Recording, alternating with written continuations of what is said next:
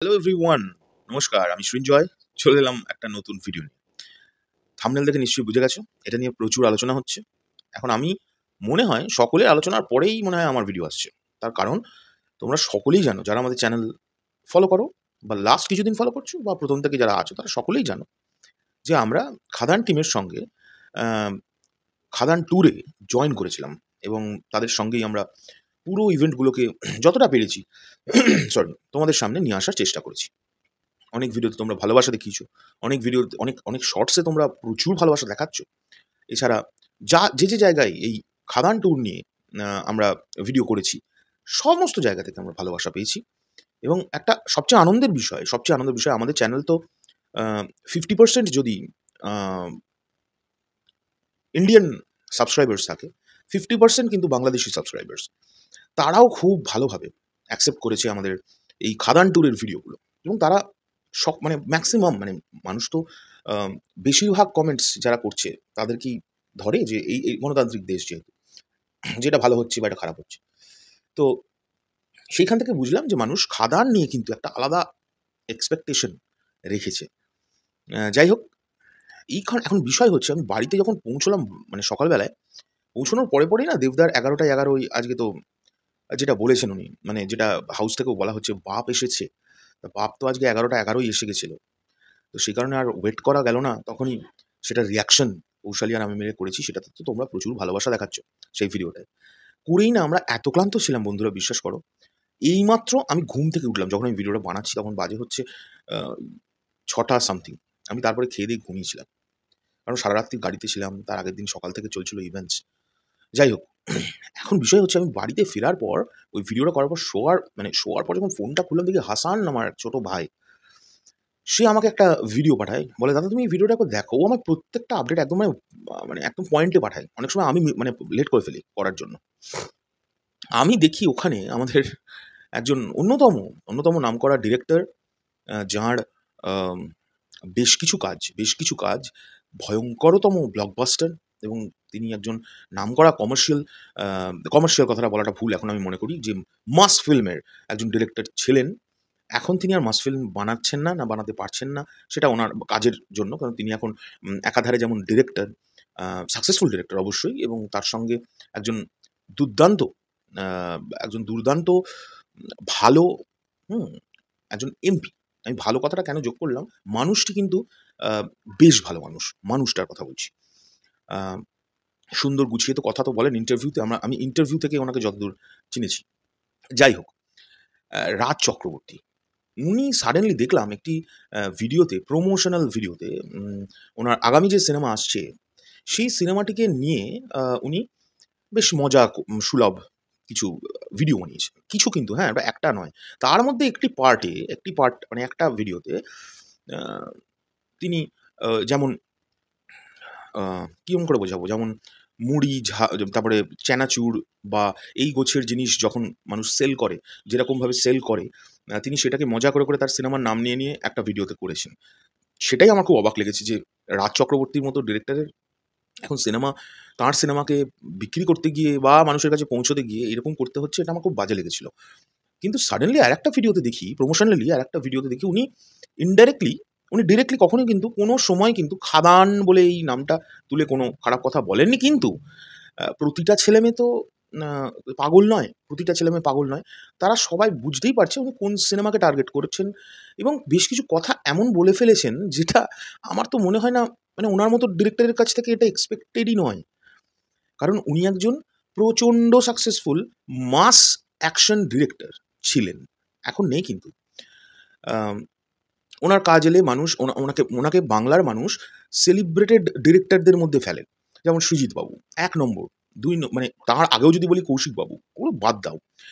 উনার নামটা কিন্তু আসে। উনি কিন্তু মানুষ নায়ক কে আছে সেটা তো দেখেই, সিনেমাতে হিরো কে আছে। বাট ডিরেক্টর যখন রাজ চক্রবর্তী, তখন কিন্তু মানুষের মানে মানুষের ইন্টারেস্ট থাকে, আরে রাজ চক্রবর্তী এই সিনেমাটা আনছে। এটা থাকে। তারপরেও তাকে আ তার একটা সিনেমাকে মানে কি বলবো?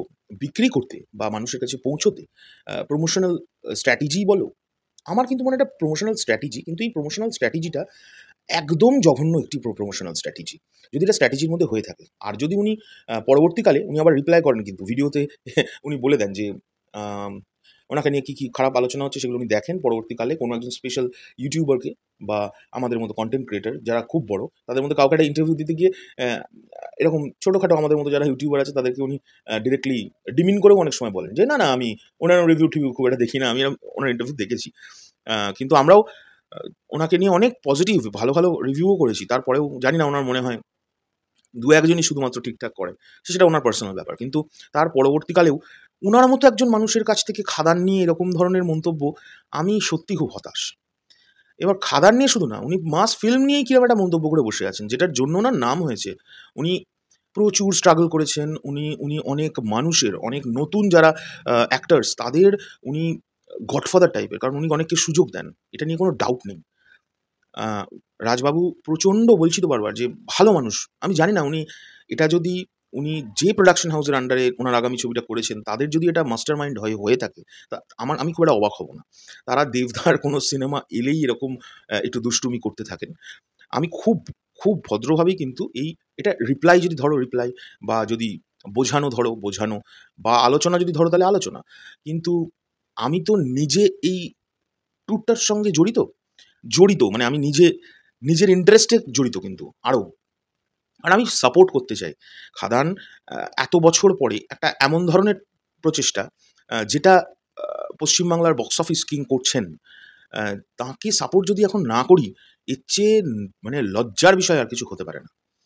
তিনি এত বড় রিস্ক নিয়েছেন। আমরা লক্ষ, লক্ষ ভিডিওতে, হাজার, হাজার ভিডিওতে সকলে তাকে কিন্তু পোক করেছিলাম যে, "দেবদা এই অ্যাকশন ফিল্ম কবে করবে? তোমাকে নাচতে দেখব কবে হিরোইনের সঙ্গে? তুমি কি পারছো না আর নাচতে?" এই প্রশ্নও এই সিনেমার গান রিলিজের পর থেকে এই প্রশ্নও উঠতে শুরু করেছে যে, আগের মতো আর আমি না নাচতে দেখতে পাচ্ছি না। কিন্তু ওই মানুষটা নিজেকে প্রমাণ করার তো আর কিছু নেই। প্রমাণ মানে আমি আবার ফিরছি এই মাইন্ড সেটআপটাই যেতে এত সময় লেগেছে। তারপরে মানুষটা অত বড় শক্ত একটি কাজ এইভাবে প্রমোট করছে, যা বাংলা সিনেমার হিস্ট্রিতে হয়নি। তার পাশে থাকবো না ভাই? আমরা থাকবো না? মানে উনার মতামতটা হচ্ছে উনি ভিডিওতে একটা লাইন বলেছেন, ১ম যে লাইনটা যেটা খুব জঘন্য। উনি বলছেন যে, যখন সিনেমা কখন আমরা প্রমোশন সবচেয়ে বেশি করি? হায় ভগবান! যখন সেই সিনেমাটা খারাপ হয়। আমি জানি যে চলবে না খুব একটা। তখন আমি খুব আমাদের প্রমোশন করা উচিত বা আমরা করে থাকি। এটা উনি বলছেন, আমি না। আ আর যাদের সিনেমা ভালো তারা প্রমোশন কেন করবে? তাদের তো এমনিই লোকে আসবে। এটা যুক্তিযুক্ত কথা। কিন্তু যে সিনেমা করার জন্য উনি নাম করেছেন, সেটা সবচেয়ে দুর্ভাগ্যজনক বিষয় উনার লাইফে এরকম তার মানে উনার মতে, উনার যা প্রমোশন হতো যখন 'লে ছক্কা' আসে, আমি নিজের চোখে দেখেছি। পাগলের মতো প্রমোশন। সে প্রমোশন দেখবার মতো। আ এই প্রোডাকশন হাউসের আন্ডারেই ছিল 'আই হোপ সো' সিনেমাটা। 'লে ছক্কা' আমি যদি ভুল না করে থাকি। সঙ্গীত বাংলা বলে একটি চ্যানেল আছে, যে চ্যানেলটিতে সকাল থেকে রাত পর্যন্ত শুধু ওই কটা মাস 'লে ছক্কা' নিয়েই পড়েছিল। আ সিনেমাটা আসবে। যাই হোক, উনি কিন্তু এই পন্থাটাই নিয়েছিলেন। এবং অবাক বিষয় বন্ধুরা, ওনাকে সত্যি উনি একজন মাস অ্যাকশন ডিরেক্টর, কিন্তু উনার জীবনের ১ম দিকের কিছু ছবি, আমি সব ছবির কথা বলছি না, সেগুলো কিন্তু কপি। সে কপি করেই হোক আর যে করেই হোক উনি প্রমোশন করতেন এবং সেই প্রমোশনের দাপটে তার সিনেমা চলত। এটা নিয়ে কোনো ডাউট নেই। তিনি ভালো ডিরেক্টরও। আমি এটা নিয়ে কোনো কোয়েশ্চেন আর করছি না। কিন্তু আজকে নিজের সিনেমা চালানোর জন্য বা মানুষের কাছে পৌঁছানোর জন্য সেই সিনেমাটার নামটাকে নিয়ে তিনি এমন কিছু স্টেটমেন্ট করছেন যে তিনি নিজের ক্যারিয়ারটাকেই মানে প্রশ্নবিদ্ধ করছেন। এটা একটা খুব অবাক বিষয়। যে এতদিন উনি যেটা করে আজকে রাজ চক্রবর্তী হয়ে উঠেছেন, সেইটাতেই উনি কোয়েশ্চেন করছেন যে তার মানে কি আমরা ভাববো? সেই সিনেমাগুলো উনার আইডিয়াই ছিল যে এগুলো চলবে না। আমি এগুলো ফালতু করছি। আমি জানি না, এটাই তো মাইন্ড সেটআপ উত্তর দাঁড়াচ্ছে। তোমরাই বলো। আমি ঠান্ডা মাথায় কিন্তু কথা বলছি। আমি কোনোভাবে যদি অপমানজনক কোনো কথা বলে ফেলি, আমি নিজেকে খুব কন্ট্রোল করে বলছি। কিন্তু সত্যি বলছি, তোমরা নিজেরা বলো যে উনি যে কথাটা বলেছেন এটার মানেটা তো এটা দাঁড়ায় যে উনার এন্টায়ার ক্যারিয়ারটা যে সিনেমা করে উঠলো বা যা মানুষ চিনলো, তাদেরকেই উনি সেই সিনেমাগুলোকেই উনি কোয়েশ্চেন করে বসলেন। যাই হোক, এখন বিষয় হচ্ছে ২য় যে পয়েন্টটা, উনি বলছেন যে উনার এই ভালো সিনেমাকে প্রমোশন করতে হয় না। এটা ভুল কথা। অবশ্যই এন্ড অফ দ্য ডে গিয়ে কনটেন্ট ইস দ্য কিং। এটা নিয়ে কোনো ডাউট নেই। উনি নতুন কিছু বলেননি। ভালো ছবি হলে রিভিউ এর কিচ্ছু যায় আসে না। খারাপ হলেও মানুষ গিয়ে দেখবে, ভালো হলেও মানুষ গিয়ে দেখবে। আরেক ধরনের সিনেমা হয় সেটা হচ্ছে মানুষের এক্সপেকটেশন যে ছবি নিয়ে প্রচুর থাকে সেটা সে রিভিউ খারাপ হলেও দিয়ে দেখবে। যেমন প্রমাণ পুষ্পা টু নিয়ে তো কম নেগেটিভিটি হচ্ছে না বা হয়নি। কী লাভ হয়েছে? বক্স অফিস কিছু আটকাতে পেরেছে, বরং পুষ্পা 3 ঘোষণাটা খুব ভয়ঙ্করভাবে হবে। কদিনের মধ্যেই হবে, দেখে নেবেন, মিলিয়ে নেবেন। আজকে আবার প্রেস মিট হয়েছে, সেখানে আল্লু অর্জুন কী বলেছেন আমি এখনও দেখে উঠতে পারিনি, আমি পরে দেখব। যাই হোক, তো এরা তো পাগল নয়, এরা তার মানে বলতে হবে পুষ্পাটা একটা জঘন্য সিনেমা ছিল, তাই এরা ভয়ঙ্কর প্রমোশন করেছে। বাদ দাও, লে ছক্কা একটা দুর্গন্ধমার্কা সিনেমা, যে সিনেমাটা ওনারই সিনেমা, উনি ভয়ঙ্কর প্রমোশন করেছিলেন ওই সময়, খারাপ ছবি ছিল তাই বহুত প্রমোশন করেছেন বলে মানুষ গিয়ে দেখেছে। আমি জানি না, এটাই তো যুক্তি দাঁড়াচ্ছে। আচ্ছা, এখন বিষয় হচ্ছে ভিডিওর শেষ পর্বটায় গিয়ে আমি দেখলাম উনি ওসব খাদ পেছন থেকে, মানে বোঝা যাচ্ছে উনি সেই বলে না সিনোনিম টাইপের ওয়ার্ড বলছেন, বোঝাই যাচ্ছে ওটা খাদান বলতে চাইছেন উনি, কিন্তু উনি বলছেন না। তো সেই কারণে এত খারাপ লাগলো ওনার এই বডি ল্যাঙ্গুয়েজ, স্পেশালি উনি যেভাবে বলছেন। আমার না মনে হলো যেন উনি, আমি আমি আমি আমি জানি না যদি এটা শেখানো হয়ে থাকে ওনাকে যে এরম করো, তাহলে তোমার সিনেমার প্রমোশন খুব ভালো হবে। আমি এটাকেও সাপোর্ট করি না। কারণ আমি এই কদিন বা প্রায় ১ বছর ২ বছর আগে একজন উম একটা ঠিক এরকম ঘটনাই ঘটেছিল একটা সিনেমার প্রমোশনকে কেন্দ্র করে। আ তখনও আমি প্রতিবাদ করেছি এবং তখন অনেকেই বলেছে, "তুমি কেন এসবে প্রতিবাদ করতে যাচ্ছ?" এই ওই হেনা-তেনা। আজকেও যখন দেখো দেবদার সঙ্গে দেখছি এরকম একটা নোংরামি হচ্ছে, এটাকে নোংরামিই বলা হয়। তখনও কিন্তু আমি তো চুপ করে থাকব না। তা আমাকে কথা বলতেই আমার চ্যানেল আছে, আমি কথা বলব। আর আমি কখনো কোনো অপমানজনকভাবে তো কোনো কথা আমার মনে হচ্ছে না আমি বলছি। আমি একটা আলোচনা যদি ধরে আলোচনা, রিপ্লাই যদি ধরে রিপ্লাই। তো যাই হোক, এটা খুব লজ্জাজনক, নক্কারজনক একটা বিষয়। আর বাংলা ইন্ডাস্ট্রি, এটা নিয়ে আর কথা বলার কিছু নেই। বাংলা ইন্ডাস্ট্রি ওইভাবে আর নেই। এখন না গল্পটা হয়ে গেছে, যার প্রোডাকশন হাউস সে ভাই নিজেরটাই নিজে নিয়েই ব্যস্ত। কোনো ঐক্যতা নেই এই ইন্ডাস্ট্রির মধ্যে। একটা মানুষ, আমার চোখের সামনে দেখা দেবদাকে কি পরিমাণ মানে খাটছেন, তোমরা চোখের সামনে দেখলে না চোখ দিয়ে জল বেরিয়ে যাবে। কালকে রাত্রে যখন আমরা চলে আসছি, তখন উনি দেখা করেছেন কিন্তু আমাদের সঙ্গে। অবাক বিষয় একটা। উনার কিছু যায় আসে না। কিচ্ছু যায় আসে না। সাধারণ ইউটিউবার আমরা। আমি এটা মনে করি। এখন উনি যাওয়ার সময় যখন দেখা করছেন না বন্ধুরা, তোমরা বিশ্বাস করবে না, উনার মানে সারা গা দিয়ে একটা হিট বেরোচ্ছে। উনি প্রমোশনের জন্য তো ব্যস্ত বটেই। তার সঙ্গে পার্টির মিটিং ২-১ টা ছিল, সেগুলো ওখানে কমপ্লিট করেছেন উনি। সকালবেলায় উঠে প্রেস মিট করেছেন। না, একটা অন্য শহরে। আবার তারপরে বিকেল বেলায় চলে এসেছেন আরেকটা অন্য শহরে, শিলিগুড়িতে। শিলিগুড়িতে ভয়ঙ্কর ভিড়। মানে সেই ভিড় দেখবার মতো, মানে মানুষ, আমি তো ভাবতে পারি না যে বাংলা সিনেমার জন্য এই মানুষগুলো যদি, আমরা নিজেদের মধ্যে আলোচনা করছিলাম, 2% ও যদি যে মানুষগুলো আসছে ইভেন্টে, 2% করে যদি মানুষ যায় না, মানে সিনেমাটা জাস্ট এমনি দেখতে যায়, এমনি। দেবদা একটা কথা লেখেন না, এমনি।